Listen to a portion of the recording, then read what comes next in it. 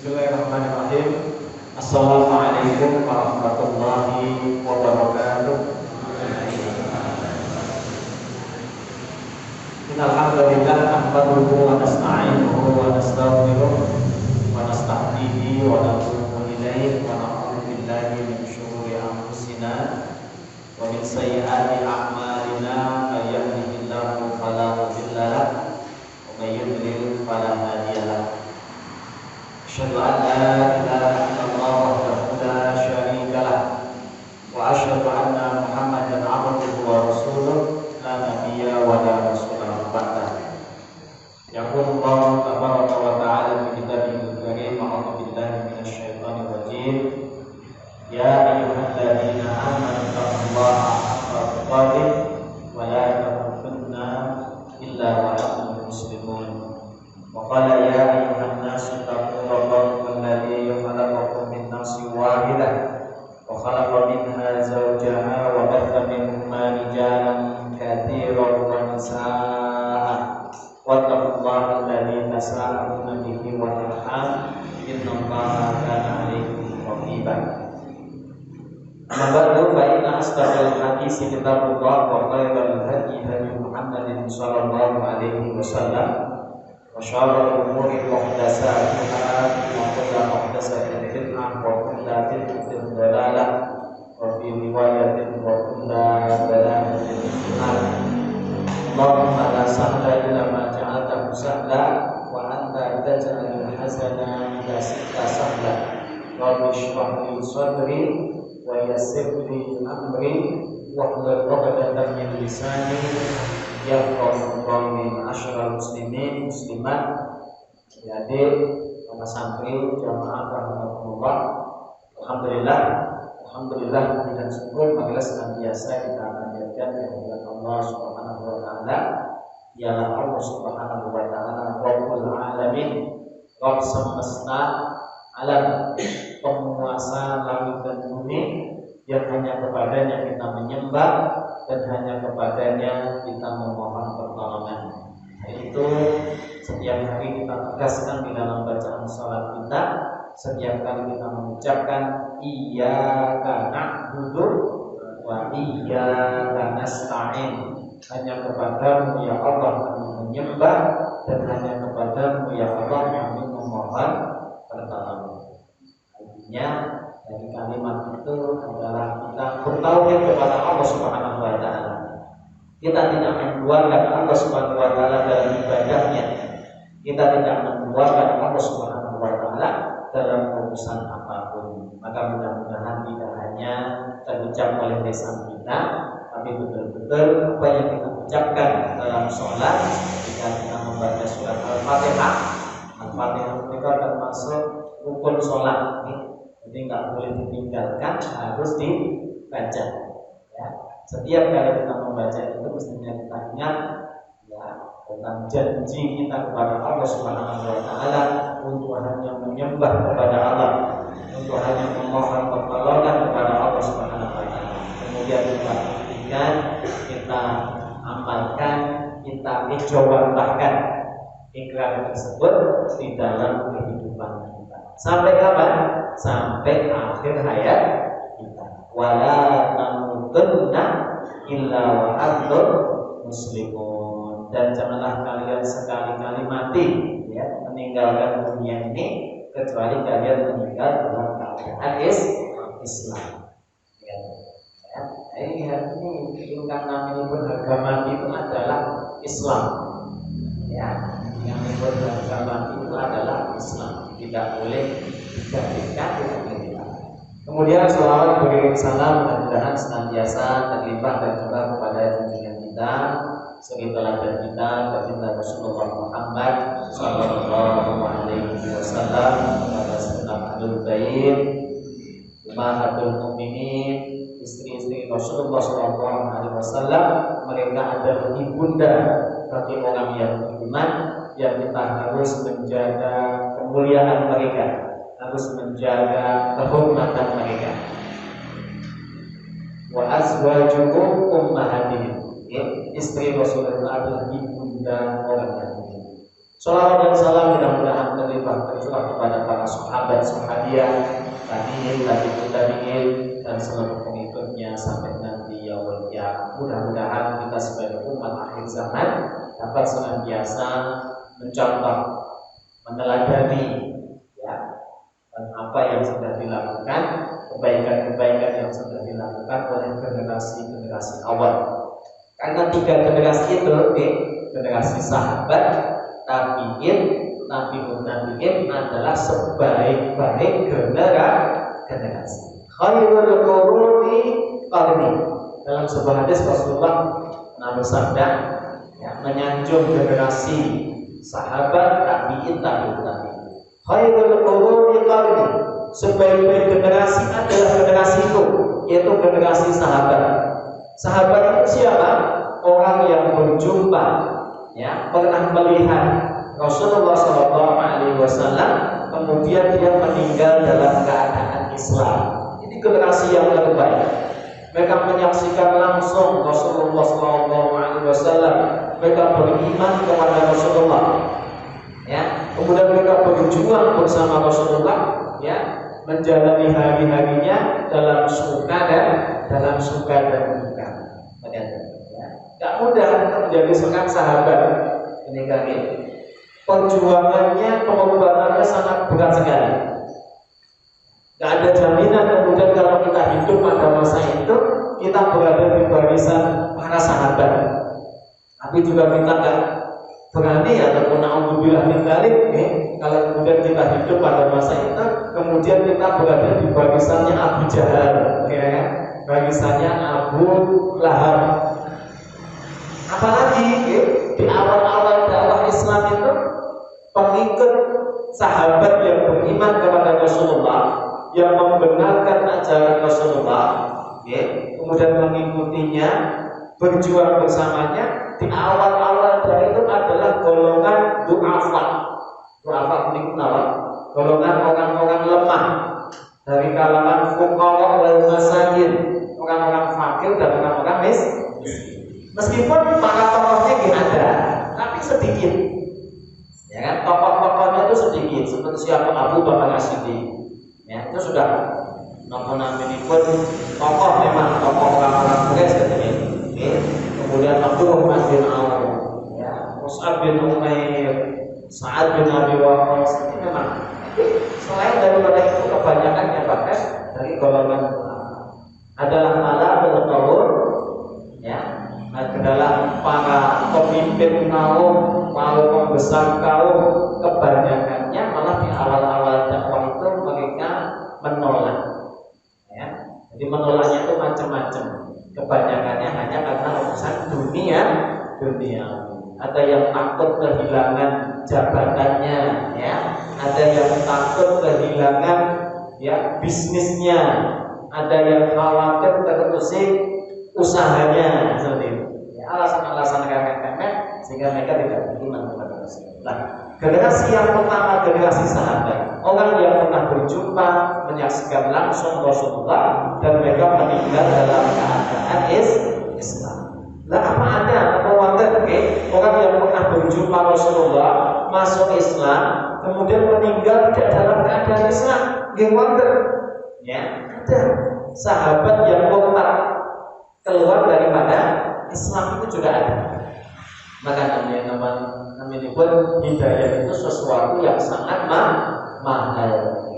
Kalau sudah masuk ke dalam hati kita, mari kita jaga, mari kita kawal hidayah tersebut, ya, betul-betul kita ugemi, ya, kita pegang teguh, kita jaga hidayah itu sampai akhir hayat ini.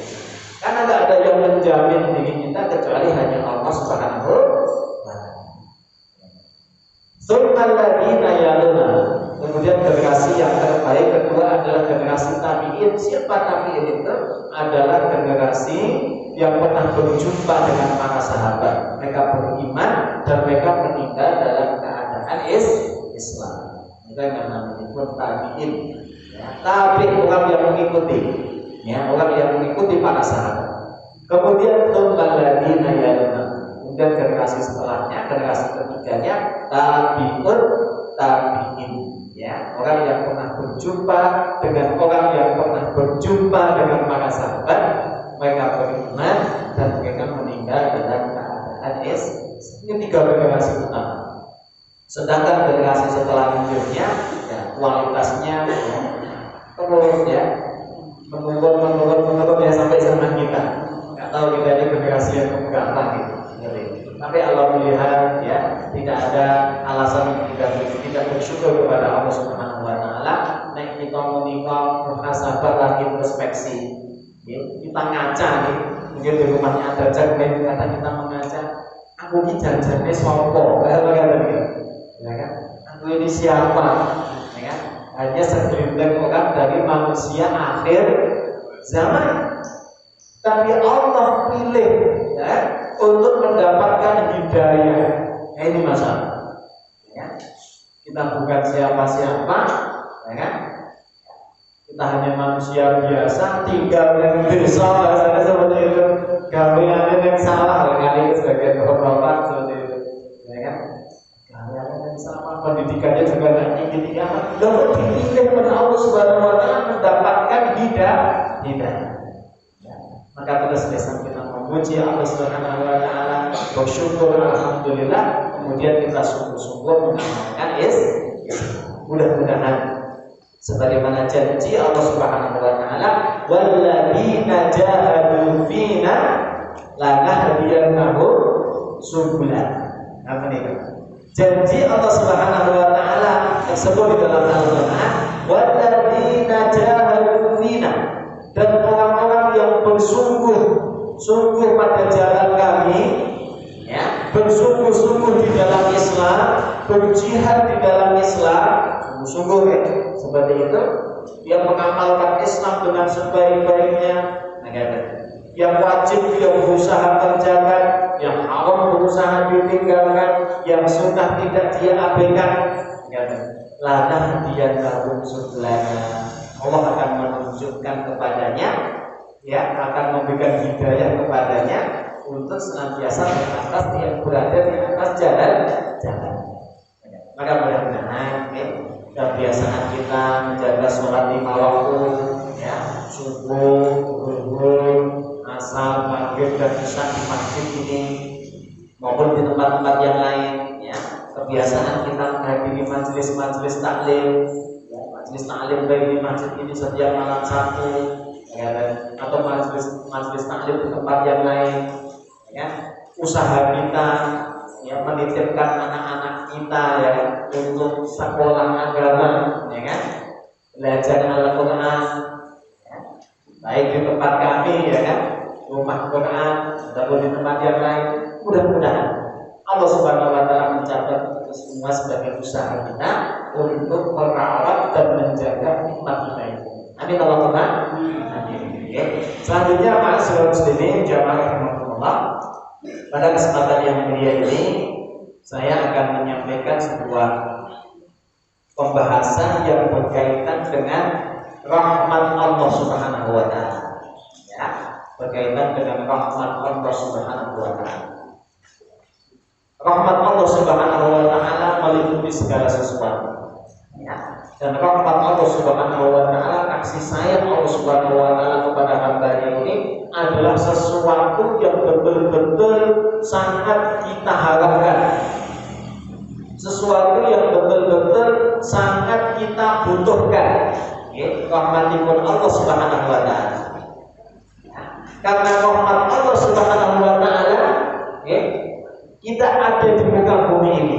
Kita terlahir di muka bumi, karena rahmat Allah Subhanahu Wa Taala, karena kasih sayang Allah Subhanahu Wa Taala, kita terlahir di muka bumi. Karena rahmat Allah Subhanahu Wa Taala, kemudian Allah Subhanahu Wa Taala melimpahkan rezeki kepada kita. Ya, lahir cepat ke muka bumi ini setiap daripada kita, ya, dalam keadaan tidak memiliki apa-apa. Okay. Tidak memiliki apa-apa, tidak membawa apa-apa, terus kamu sengaja disombongin, ya kan? Apa yang kemudian disombong, lahir cepat kayak iso ngopo-ngopo, orang duwe apa-apa, orang gomo apa-apa, Misalnya mau nangis, nek nggak nangis kalau tuanya malah bingung, begitu. Di pokok ya, bedanya juga kalau panik, kalau lahir cepat kalau nangis, begitu ya. Punggungnya ditepuk-tepuk, apa yang mesti kita banggakan? Apa yang mesti harus kita sambung? Lahir ke muka bumi nggak bisa apa-apa, nggak punya apa-apa, dan nggak membawa apa-apa. Kemudian Allah Subhanahu Wa Taala dengan rahmatnya, belas kasihnya, dengan kebaikannya kepada kita, kasih sayangnya kepada kita, Allah memberikan apa yang hari ini ada pada diri kita. Apa yang hari ini ada pada diri kita. Paling kita pakaian yang kita kenakan sehingga bisa menutup aurat, perhiasan yang dikenakan sehingga menambah keindahan di dalam diri kita. Innallaha jamilun yuhibbul jamal. Allah itu maha indah dan suka dengan keindahan. Kemudian Allah Subhanahu Wa Taala juga dengan rahmatnya pula hadana lil Islam, memberikan hidayah kepada kita sehingga kita termasuk bagian daripada umat Islam. Ini juga karena rahmat Allah. Dewa birahmatihi hadana lil Islam. Karena rahmatnya sehingga kita mendapatkan hidayah ke Islam. Banyak orang di luar sana barangkali yang nasib dunianya lebih baik daripada kita, Pak. Nasib dunianya lebih baik daripada kita, rumahnya lebih bagus daripada rumah kita, mobilnya lebih mahal daripada mobil kita bagi yang punya.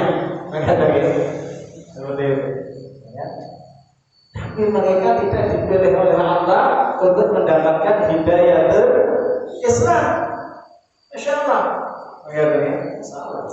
Artinya kemudian nikmat tersebut, apa kemudian artinya nikmat dan nikmat banyak, banyak. Orang yang secara duniawi lebih banyak mendapatkan kebaikan, tapi tidak mendapatkan kebaikan. Kita bersyukur pada Allah. Itu adalah karena rahmatnya. Wa bi rahmatihi hadana lil iman wal amal salih. Dengan rahmat Allah pula kita mendapatkan hidayah untuk kemudian beriman,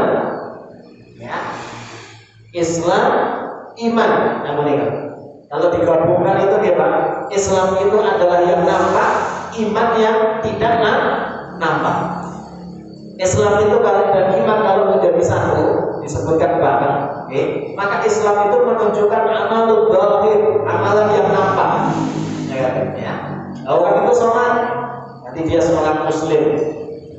Adapun iman, keyakinan yang tertanam di dalam hati, keyakinan akan Allah Subhanahu Wa Taala, akan kitabnya, malaikatnya, rasulnya, beriman kepada hari akhir, beriman terhadap qada dan qadar Allah Subhanahu Wa Taala. Karena rahmat Allah Subhanahu Wa Taala pula hadana lil amali salih. Kita mendapatkan petunjuk untuk senantiasa bisa mengerjakan amal saleh. Siapa yang kemudian membangunkan kita di waktu subuh, kemudian kita bisa tergerak hati kita dan kaki kita melangkah ke masjid? Allah Subhanahu Wa Taala. Banyak orang yang tempat tidurnya lebih baik daripada tempat tidur kita, tapi subuh tidak dibangunkan oleh Allah.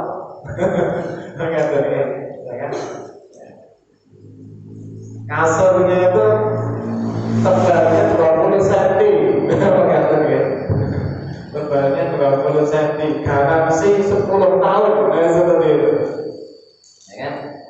Tapi efek negatifnya kalau tidur di atas kasur itu nggak bisa bangun subuh, Alhamdulillah.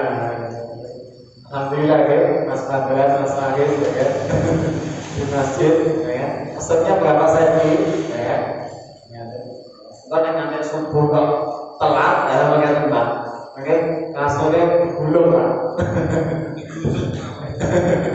Kasurnya digulung Kita bersyukur kepada Allah Subhanahu Wa Taala. Siapa yang menggerakkan kaki karena kita bisa melangkah ke masjid di waktu zuhur, ya kan? Di waktu asar, di waktu maghrib, di waktu isya, jika bukan karena Allah Subhanahu wa Ta'ala. Itu semua karena rahmat kasih sayang Allah Subhanahu wa Ta'ala kepada kita. Wa bi rahmatihi, dan dengan rahmat Allah Subhanahu wa Ta'ala, kelak Allah Subhanahu wa Ta'ala akan memasukkan orang-orang yang beriman ke dalam surga-nya, dan akan menyelamatkan mereka dari azab neraka dengan rahmat Allah Subhanahu wa Ta'ala. Sebagaimana disebutkan dalam sebuah hadis yang diriwayatkan oleh Abu Hurairah radhiyallahu anhu, diriwayatkan oleh Imam Bukhari dan Muslim, disebut menikah hadis sahih, ya, hadis yang benar datang dari Rasulullah sallallahu alaihi wasallam. Rasulullah sallallahu alaihi wasallam beliau bersabda, la yudkhila ahadan minkum amaluhu al-jannah. Atau ketika Rasulullah bersabda di hadapan para sahabat. Di sini diriwayatkan oleh Abu Hurairah. Rasulullah menyampaikan, la yudkhila ahadan, sekali-kali seorang di antara kalian tidak akan dimasukkan oleh Allah Subhanahu wa Ta'ala amaluhu al-jannah, karena amalnya kemudian dia dimasukkan ke dalam surga. Rasulullah menyampaikan di hadapan para sahabat, sekali-kali amalan kalian, sekali-kali amalan kalian tidak akan bisa memasukkan kalian ke dalam surga. Wah, kita pun juga kaget Pak mendengar hadis ini. Nah, terus apa manfaatnya sholat? Berkata, ya kan? Apa manfaatnya puasa? Kalau ujung-ujungnya ternyata sholat dan puasa kita tidak bisa menyebabkan kita masuk ke dalam surga. Para sahabat itu terheran-heran ketika mendengar hadis menikah. Ya, lalu kemudian para sahabat yang mendengar ketika itu sudah bertanya kepada Rasulullah, wala anta ya Rasulullah, apakah termasuk juga engkau wahai Rasulullah? Apakah amalan yang kamu kerjakan juga tidak bisa menyebabkan kamu masuk ke dalam surga? Apa jawab Rasulullah? Wala ana. Bahkan aku pun juga seperti itu. Abu Nikah jadi lemes yang adanya, meskian sholat malam, kian sholat 5 waktu. Mendengar hadis ini kalau berhenti sampai di sini saja, ya bisa jadi kemudian kita futur dadakan, kita menjadi malas seperti itu. Wala ana, bahkan aku pun juga demikian, amalanku tidak akan bisa menyebabkanku masuk ke dalam surganya Allah Subhanahu wa Ta'ala. Padahal kita tahu nih, amalan Rasulullah adalah amalan ibadah yang terbaik, amalan yang paling sempurna, amalan Rasulullah mereka, amalan yang terbaik, amalan yang paling sempurna. Rasulullah mereka kalau mengerjakan sholat malam itu sebagaimana diceritakan pernah ditegur oleh Bunda Aisyah sampai ya bengkak kakinya. Sholat kok sampai bengkak, mengatakan ya itu namun ini pun sholat berapa lama, mengatakan lama sekali sholat sampai kakinya bengkak. Tidak cukup 1 jam, 2 jam, lebih daripada itu. Berdiri sampai berjam-jam itu bisa menyebabkan kakinya bengkak. Ya, cerita para jamaah haji ini, para jamaah haji yang sudah sepuh itu ya, itu kalau pulang kakinya bengkak, ngapa Pak? Kok kayak melaku ya seperti itu, ya kan? Di pesawat duduknya sambil tidurnya sambil duduk, agar kakinya menginjak, ya, ke lantai pesawat. Kemudian ketika di sana, ini tuan ibadah hajinya ya banyak berjalan, apalagi sebagian sakannya, hotelnya jauh dari Masjidil Haram, jarak 10 kilo, petang kilo, seperti itu, sehingga sering berjalan seperti itu. Pulang-pulang kakinya bengkak, ya, seperti itu. Tapi sehat-sehat, masya Allah, ya kan? Tapi sehat-sehat, ya. Karena entone mau senang kali senang, ya kan? Semoga Allah Subhanahu Wa Taala telah juga memanggil kita sehingga kita bisa melaksanakan ibadah haji atau umrah. Amin Allahumma amin. Amin Allahumma. Meskipun kita bisa berdoa, tapi jangan sampai tidak ada niat. Yang penting niat, ya kan? Kemudian nyelengi amal, ya kan? Kita kembali. Ya. Illa wala anta ya Rasulullah, ya. Wala anta ya Rasulullah wala anta. Apakah termasuk engkau wahai Rasulullah? Bahkan aku pun juga demikian. Amalanku tidak bisa menyebabkan aku masuk ke dalam surga. Illa ayyatadhammani Allahu minhu bi fadlin wa rahmatin. Kecuali karena Allah Subhanahu wa taala melimpahkan kepadaku keutamaan dan rahmatnya. Jadi ma'asyiral muslimin dan muslimat, maka dari hadis ini apa yang menyebabkan seorang dimasukkan Allah ke dalam surganya adalah karena rahmatnya, karena fadlullah wa rahmatuh, ya, karena karunia Allah dan rahmatnya, ya kan? Jadi yang menyebabkan kita nanti insyaallah akan digiring oleh Allah Subhanahu wa taala, wasiqal ladzina taqaw rabbahum ila jannati zumara. Ya, orang-orang akan digiring, ya, masuk ke dalam surga secara berbondong-bondong. Hatta idza ja'uha, sampai ketika calon, bukan sekedar calon haji, ya, bukan sekedar calon haji, calon ahlul jannah itu sudah berada di depan pintu surga. Wa futihat abwabuha, pintu surga akan dibuka oleh malaikat siapa? Malaikat Ridwan yang kita kenal, ya, malaikat penjaga surga. Wa futihat abwabuha wa qala lahum khazanatuha, malaikat yang ditugaskan Allah menjaga surga itu akan menyambut orang-orang ini tadi, salamun alaikum, keselamatan atas kalian, timbul atas kebaikan kalian, fadkhuluha khalidin, masuklah kalian ke dalam surga kekal abadi selamanya. Nah, apa yang menyebabkan orang-orang ini dimasukkan Allah ke dalam surganya adalah karena fadlullah wa rahmatih, adalah karena karunia Allah dan rahmat. Ya. Jadi yang menyebabkan kita nanti dimasukkan ke dalam surga Allah Subhanahu wa taala adalah karena rahmat Allah, belas kasihan Allah kepada kita. Lah sedangkan amalan, kalau tadi dikatakan amalan itu tidak menyebabkan kita masuk ke dalam surga, tapi amalan itu merupakan salah satu sebab kita mendapatkan rahmat Allah. Kan dalam nanti, ya, beberapa amalan, ya, yang itu bisa mengundang datangnya rahmat Allah, di antaranya adalah sholat.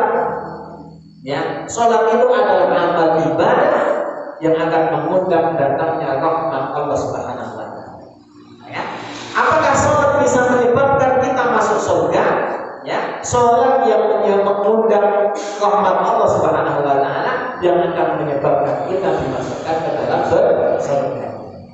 Ya, dengan sholat inilah, ya, kita akan mendapatkan rahmat Allah. Dengan sholat inilah kita akan mendapatkan belas kasihan Allah Subhanahu wa taala. Maka di dalam kehidupan di dunia ini kita fokus, memikirkan bagaimana kita mendapatkan simpatinya Allah, kita mendapatkan pamrihnya Allah, kita mendapatkan welas kasihipun Allah Subhanahu wa taala. Ini yang penting. Ya, belas kasihan Allah Subhanahu wa taala. Ketika kita berdoa, ya, bagaimana permohonan anak kecil, ya, permohonan anak kecil kepada bapaknya ketika merengek minta sesuatu, ya, Pak beli permainan, apa katanya? Nggak boleh seperti itu. Wah, anaknya kemudian berbagai macam cara, ya, akan dia luluhkan hati bapaknya, ya, pokoknya buyut cara ini ke bapaknya luluh, ya. Mentok dan punya cara yang lain, apa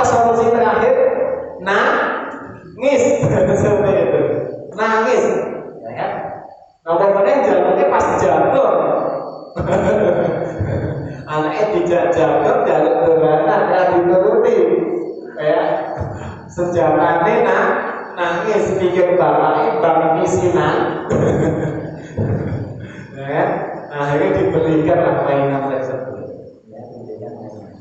Nah, pertanyaan bagi kita, ya kan? Sudahkah kita meminta kepada Allah Subhanahu wa taala sampai nangis dalam seperti itu? Ya. Setelah kita meminta kepada Allah Subhanahu wa taala sampai nangis, ya. Sebagai bukti kita betul-betul memohon belas kasihan Allah. Sebagai bukti betul-betul kita memohon, ya, kasih sayang Allah Subhanahu wa taala, sehingga Allah peduli dengan kita, Allah mengetahui kondisi kita, ya, Allah mengampuni dosa-dosa. Maka ma'asyiral muslimin Allah, rahmat Allah adalah yang paling utama. Ya, ini harus menjadi nomor satu, menjadi prioritas di dalam hidup kita. Bagaimana seluruh aktivitas kita bisa mendatangkan rahmat Allah Subhanahu wa taala. Ma'asyiral muslimin Allah, dan lagi karena kalau kemudian kita dengan amalan tadi, ya, amalan yang kita lakukan di dunia ini, kalau untuk membeli surganya Allah Subhanahu wa taala jauh, Pak, ya kan? Jauh sekali. Barangkali amalan yang kita lakukan sekedar untuk menebus nikmat yang telah Allah berikan di dunia. Niku kemauan kalau dihitung dengan hitung-hitungan pedagang derek jumbo, ya kan? Ya. Satu sisi, ya kan, kita menghitung nikmat yang telah Allah berikan kepada kita, ya, nikmat yang telah Allah Subhanahu wa taala berikan kepada kita. Baru dari satu bagian nikmat sehat, ya. Berapa harga nikmat sehat yang Allah Subhanahu wa taala berikan kepada kita? Wah, berarti sangat enak, Pak. Harga nikmat sehat yang Allah Subhanahu wa taala berikan kepada kita. Nikmat sehat itu nikmat yang sangat mahal. Sayyidul ni'amid dunya, kata para ulama. Nikmat sehat itu adalah tuannya, ya kan? Sayyid itu tuan, induk dari segala nikmat duniawi. Hampir semua nikmat duniawi gak ada nilainya kalau tidak Allah memberikan kepada kita nikmat sehat. Ya, kalau duit, ya, 10 juta seperti itu, ya kan? Bisa jajan kemana saja, ya kan, seperti itu, ya kan? Bisa jajan kemana saja. Ada restoran di Solo itu, apa namanya, judul restorannya itu, Pak, masuknya itu banyak, udah kayak nanti mau cari iklan itu, ya kan? Can you all it atau apa nih? Semuanya bisa kamu makan. Nah, intinya seperti bahasa Inggrisnya begitu. Ya, semuanya bisa kamu makan. Jadi bayar masuk ke restoran itu 85.000. Dikasih waktu 1,5 jam kalau nggak salah. 1,5 jam atau 2 jam. Ya. Bebas di situ makan apa saja. Bebas di situ makan apa saja. Tapi yang penting dimakan. Kalau sampai nanti ngambil banyak, nanti kok nggak dimakan, ya dia kena denda, ya kan, dia kena denda. Bisa mungkin 55.000, ya kan, mungkin seperti itu bagi orang yang gitu, oke, kalau segitu itu mungkin nggak ada nilainya. Tapi kalau dia tidak diberi nikmat sehat oleh Allah Subhanahu wa taala, ya kan, makanan apa saja nggak nikmat, ya kan, nggak bisa dia nikmat, ya, nggak bisa dia nikmat. Lalu kita berbicara tentang saudara-saudara mungkin yang diuji oleh Allah dengan penyakit diabetes, ya kan, makannya harus diatur. Sebagian orang memang kan seperti itu, ya kan, mangan dahar itu berangsal dahar sego apa, yang sego waras, ya kan, bolehnya makan nasi, ya kan, nget-ngetan seperti itu, ya kan. Kalau nasi yang baru katanya mengandung glukosa yang tinggi, ya, nggak boleh menderita diabetes makan nasi yang baru, kan, seperti itu. Jangan jauh-jauh lah, mungkin adik-adik, ya, mas-mas santri, ya kan, ketika baru diuji kotor dengan sariawan itu saja, sariawan, ya, apa namanya sariawan itu lembur di lidah, di bibir, ya seperti itu. Itu sudah masalah, ya kan? Mie ayam yang ngatuyan, ya seperti itu, ya kan? Mie ayam nggak terasa nikmat, ya kan? Bakso nggak selera, ini baru diubahkan dengan nikmat. Nah, kalau kemudian ya nikmat itu ya kan? Apa namanya? Amal yang kita lakukan di dunia ini, amal ibadah yang kita kerjakan di dunia ini, sholat kita, puasa kita, ya kan? Sedekah dan infak kita, ya kan? Itu untuk menebus nikmat dunia yang Allah berikan kepada kita, ya kan? Itu belum sebanding, ya kan? Apalagi untuk menebus surganya Allah Subhanahu wa taala. Kaduan, ya, hitung-hitungannya bakul kado. Maka rahmat Allah Subhanahu wa taala yang kita butuhkan. Ya, beramal yang mengundang datangnya rahmatipun Allah Subhanahu wa taala. Yang mengundang datangnya belas kasihanipun Allah Subhanahu wa taala. Maka di sini disebutkan ya, ada beberapa amalan ya yang bisa kita lakukan di mana amalan-amalan itu mengundang datangnya rahmat Allah Subhanahu wa taala. Yang pertama, al-ihsanu fi ibadatillah wal ihsanu ma'an nas. Ya, al-ihsan melakukan ibadah kepada Allah Subhanahu wa taala dengan cara yang terbaik. Wal ihsanu ila nas, dan berbuat baik kepada manusia. Jadi perkara pertama yang mengundang datangnya rahmat Allah Subhanahu wa taala, yang pertama adalah melakukan ibadah dengan cara terbaik dan melakukan kebaikan kepada manusia. Allah Subhanahu wa taala berfirman, "A'udzubillahi minasyaitonir rajim, inna rahmatallahi qaribun minal muhsinin." Sesungguhnya rahmatipun Allah Subhanahu wa taala qarib punika dekat. Sesungguhnya rahmat Allah Subhanahu wa taala itu dekat kepada orang-orang yang beriman, kepada orang-orang yang berbuat baik. Ya, rahmat Allah dekat kepada orang-orang yang senantiasa berbuat baik. Yang pertama, melakukan ibadah dengan cara yang terbaik. Jadi kita beribadah kepada Allah ya, sampai pada tingkatan ihsan.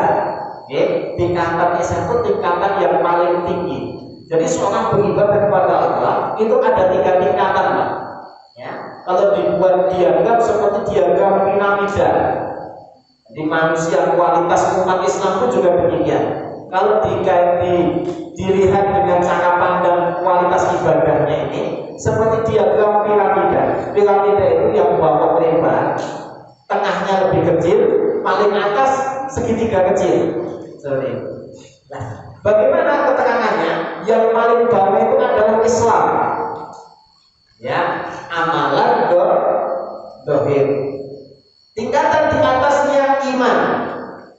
Ya, amalan batin masuk di dalamnya keyakinan. Tingkatan yang paling tinggi ihsan, melakukan yang terbaik. Ya, jadi orang Islam itu, ya, di antara mereka sebagian mereka di dalam Islam itu bahkan baru sampai pada tingkatan itu, bahkan mungkin yang kebanyakannya, ya, baru berislam secara dohir, ya, yang nampak, kelihatan, yang nampak. Maka dalam surat Al-Hujurat Allah Subhanahu wa taala berfirman, qalatil a'rabu amanna qul lam tu'minu walakin qulu aslamna. Ya, orang Arab Badui ya, ketika mereka masuk Islam pertama kali di awal-awal mereka mengatakan aman, kami telah beriman. Disangka oleh Allah Subhanahu wa taala, qul lam tu'minu, kalian itu belum beriman, tapi kalian baru Islam. Kalian baru melakukan yang nampak dari Islam ini. Falam saat iman sudah masuk ke dalam hati mereka, baru mereka disebut sebagai orang yang beriman. Ya, jadi orang beriman itu lebih khusus daripada orang Islam. Ya, jadi ngaku nih Islam, ya, kok gelem sholat? Nah, berarti Islamnya baru ngaku-ngaku dari begitu. Ya, kalau istilah kita baru Islam KTP. Ngaku nih Islam kok sholatnya pas bodoh, ya kan? Tanda pisah bodoh itu sholat sunnah, ya. Sholat Idul Fitri itu kan sholat sunnah, bukan sholat lah, bukan sholat lah. Ngakunya Islam, ya, kok berbuat jahat kepada tetangga? Nah, berarti Islamnya mungkin baru dohir, ya, belum masuk ke dalam hatinya. Kalau dia orang mukmin, dia tidak akan menyakiti tetangganya. La yu'minu ahadukum, ya, hatta yukrima jaro, ya. Tidak beriman, tidak sempurna keimanan salah seorang kalian sampai dia memuliakan tetangganya. Nah, baru awal ini, mengundang rahmat Allah Subhanahu Wa Taala adalah berislam sampai pada tingkatan ihsan, melakukan yang terbaik di dalam ibadah, sholat dengan cara yang terbaik, sedekah dengan cara yang terbaik, berdoa dengan cara yang terbaik, berzikir dengan cara yang terbaik.